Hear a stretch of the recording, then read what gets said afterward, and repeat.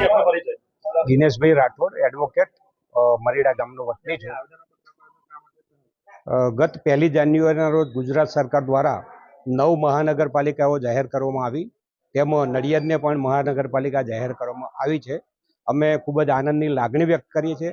પરંતુ નડિયાદની ભાગોળમાં આવેલું, નડિયાદના સીમાડાને અડીને આવેલું અમારું મરીડા ગામ જે અવિકસિત ગામ છે અને અમારા ગામને મહાનગરપાલિકાનો લાભ મળે તેવા શુભ આશયથી, સરકારી યોજનાઓનો લાભ મળે તેવા શુભ આશયથી મરીડાનો મહાનગરપાલિકામાં સમાવેશ કરવામાં આવે તેવી વિનંતી સાથે આવ્યા છે.